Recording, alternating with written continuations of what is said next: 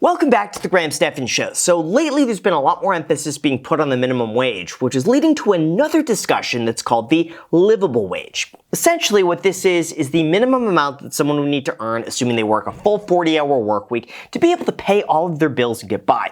And NBC did a fantastic documentary that's just titled, How Much is a Living Wage? So with that said, I thought this would prompt a really interesting discussion. As soon as you hit the like button and subscribe, and also know this video is not sponsored by AG1, I just really like them. So with that said, I got some AG1 here instead of coffee, and now let's begin. What is a living wage in the United States? The answer depends quite a bit on where you live. Obviously, it's much less expensive to live in York, Pennsylvania than it is to live in New York City.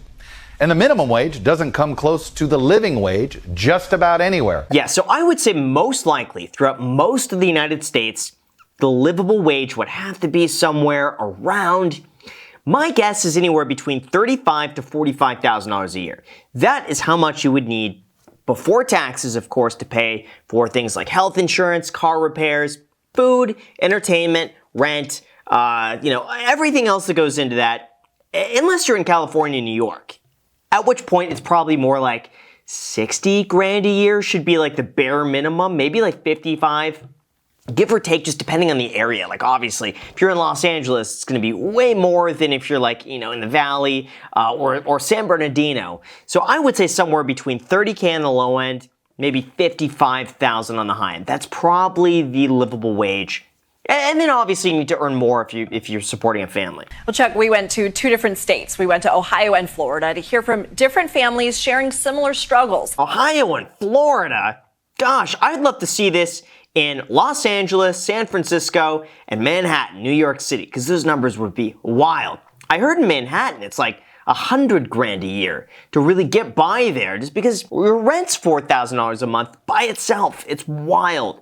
So I'd love to see the high cost of living areas. Kanika Williams is a single mom of 4 boys living in Cleveland, Ohio. She has 3 part-time jobs, cleaning homes, delivering food with DoorDash, and sorting mail for UPS. She's active at her kids' schools, cooks them dinner every night, and stays present in their lives. Jeez, what does she not do? She's doing everything. Where does she find the time to do all of that? That's what I want to know. For all you guys saying, oh, I don't have the time, I'm too busy. Look at her. Look at her. She's working multiple jobs and taking care of a family on her own. If she could do it, I guarantee whatever you want to pursue, you have the time to make it work. When I have a roof over my head, I know when my small necessary bills are paid, necessary meaning lights, water, gas, insurance, rent. Once I have those things taken care of, I have freedom. Yeah, you could tell she's good at budgeting though. Like she has to be. Unless she's going to be drowning in debt, putting it all on credit cards and digging herself deeper, if she's budgeting like this, it's purely, at this point, just an income problem. Really got to get that income up. Because you could really only cut back so much until eventually there's no other option other than to make more money. But I have a feeling, most likely, her taking care of the kids and having maybe more of an unpredictable schedule is holding her back. Her mother, Brenda, just retired from her decades-long job as a janitor at an elementary school. So those 30-year jobs, those 40-year jobs are gone for us unless we start right now. Yeah, I gotta say, you know what? Job hoppers generally make a lot more money. There's a study out there that showed that job hoppers, I think, making anywhere between 50 to 100% more when they change jobs every 2 to 3 years. Because the issue is that once you begin working for a company, they only tend to bump your pay up with like inflation every single year. Versus when you started a new company, your pay starts at a much higher rate, and therefore when you get another raise on top of that, it's a much higher percentage than where you used to be. Between her gig work at $20 an hour and her UPS job at $16.50 an hour, both above Ohio minimum wage, she says she brings home roughly $1,500 a month. $1,500 a month? It's okay, so at that rate, she's just not working enough hours. Most likely it's because she's obviously taking care of multiple kids.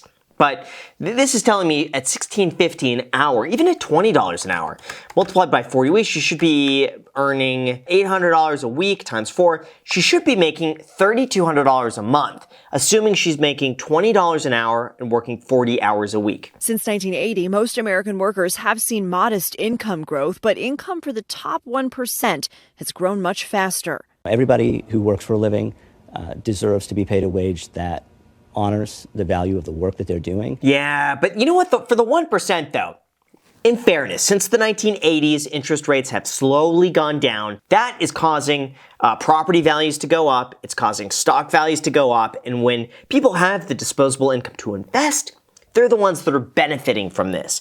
That's kind of why. When Taylor and Maggie Mendez started a new life in Florida, things were bumpy. Maggie working overnights at Dunkin', making $11 an hour. Then Taylor got a job, a teller at TD Bank in Melbourne, Florida. Once I got into banking, I knew that it was that the skies were the limit from there. Oh, that's amazing. You could tell they have good work ethic. It's not for a lack of trying at this point. It really just comes down to the opportunities and the location where they're at.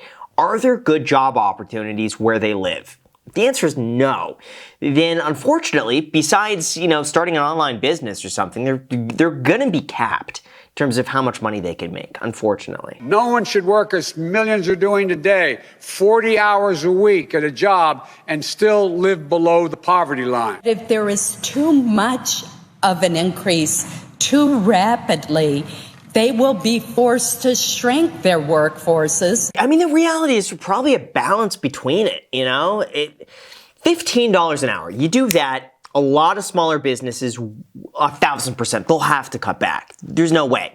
They'll operate on such small margins that those businesses will go out, and probably then it's going to be the Costco's and the Walmarts that would have enough volume to be able to absorb those costs and really just dominate. Then you'll just have a few of the largest companies out there really taking over everything. So it's probably a balance, okay? Probably not 15 an hour, probably a little higher than $7.50. And generally, minimum wage should be the stepping stone to something greater. Ideally, it should be something transitionary, not something that you would just stick at. Why is it that when a government forces a wage increase, that contributes to inflation, but when other businesses are doing it, forcing you to drive up your wages, that's not contributing to inflation? Yeah, but some of it is just simply supply and demand. Like if a business raises their price too much for the market to bear, then all of a sudden, the market's not going to buy it anymore. So then the business owner could say, oh, you know what, we're selling this widget for $15. People aren't buying it. Let's lower the price to 12. Oh, now people are buying it at 12. Great, this is where we price it. If the government's coming in and saying, okay, now you got to pay everybody $15 no matter what, if they don't have the margins built in, they're going to have to choose. Do I keep my employee? Do I cut back? How am I going to make up that difference if I can't afford to sell that product at a higher price to compensate for that? That's a bit of the difference. Living in Cuyahoga County, Kanika, who makes less than $20 an hour, would need to make $40.44 an hour, or roughly $84,000 a year. She says she's afraid to lose her benefits if she makes too much money. Yeah, $84,000 a year. That's one of the things, though. When you make a certain amount, you lose benefits. Makes no sense to me. Makes no sense how they would take away benefits once you start to earn too much. That's probably why, by the way, she's making the $1,500 a month, not working more hours, because if she makes more, she loses the benefits that were worth more than her working and making more. So it makes no sense. There was someone that I remember seeing on a YouTube video a while ago. They were disabled. And they said they couldn't work because if they show income in any capacity, they lose some of the benefits that they end up getting. Like the benefits alone worth like $8,000 a month. So unless they make more than $8,000 a month, it makes sense not to work or have any money on the books and just get assistance. They should be able to make money and get assistance. There's got to be a balance there. Despite their constant financial struggles, Kanika, Taylor, and Maggie are doing what families do all the time, making the most of what they have. Kanika isn't immune from worry, but she doesn't let it rule her life. This is one of the big reasons why some people are really for like universal basic income, where basically what they do, they could cut back on some of the social programs, but just give everybody like $1,500 a month, no matter what. So if she wants to make more than that, she can work, save up, and basically do other things to bridge that gap. Or she's totally content on $1,500 a month or whatever the basic income is, she could just keep it at that. I think, in a sense, universal basic income might be a better option, assuming, by the way, you could cut back on some of the other programs that it's just bureaucracy, it's just inefficient. So I have a feeling cutting back on the inefficiencies, just giving the money to the people directly, might be a better outcome. The reason why she pieces together these part-time jobs is because she has a felony on her record. She rented a car for 2 weeks past its due date. She thought it was paid for on a credit card. The rental company declared it stolen. And so now that felony is a red flag for employers. And that's just a whole nother level. Oh, man. There should be a good public defender that could get her off of that. Come on. Again, this is why sometimes it's like the law is also going to screw people who can't afford a good lawyer. She hired a good lawyer. It's going to cost her money, but they'll get her off that charge. It just seems like a misunderstanding. Taylor and Maggie, they're a little less savvy, I would say. I mean, they basically, that Family Promise organization is what pointed them to all these benefits, but they're really worried, for example, about losing their house. If they don't get the help that they're getting right now, those subsidies, they'll have to move. You know what? I think there should be a more condensed resource available to people where they could basically just go and type in like a questionnaire. Here's my name, here's where I live, here's my income, here's how many kids I have, here's what rent is, like all these things. And have the questionnaire. At the end of it, they click submit, and then it's going to show them all the things they might qualify for that they could then apply. I think if that were a thing, maybe it exists. I don't know. That would be fantastic. Kind of like, by the way, AG1. They're not sponsoring this video. I did a sponsorship with them recently, by the way, and I feel so bad because I love them as a product, but the video itself, I put them in the sushi video, and it just didn't perform well. So I just feel bad. I want to make it up for them. So if you guys are interested in AG1, I do have a link in the description. It's not sponsored the other video is sponsored. This video is not sponsored at all. I just genuinely like AG1, and I feel terrible. That video didn't perform. It's not my usual video. So with that said, you guys, if you want to help me out and you like AG1, I do have a link in the description. Would mean a lot to me. I'm drinking it at 9 p.m. at night because I don't want the caffeine. And this is delicious. So feel free to try it out. There's also some perks and extras of using my link. So that'll be in the description. Enjoy, and we'll get back to the video. I will say both of them have student loan debt, and now neither of them are going to get any kind of forgiveness from those plans. That is something Kanika specifically was hoping for, which obviously now with the Supreme Court ruling, we know won't happen. It's amazing they have student loan debt, but they're struggling to reach past $20 an hour. Again, if this is not a sign that, like, maybe college is not the right choice for a lot of people. When it comes to making money, I just don't understand. I don't get it. Some of the wealthiest people that I've seen, no college degree, or the degree they have has nothing to do with the career they're in.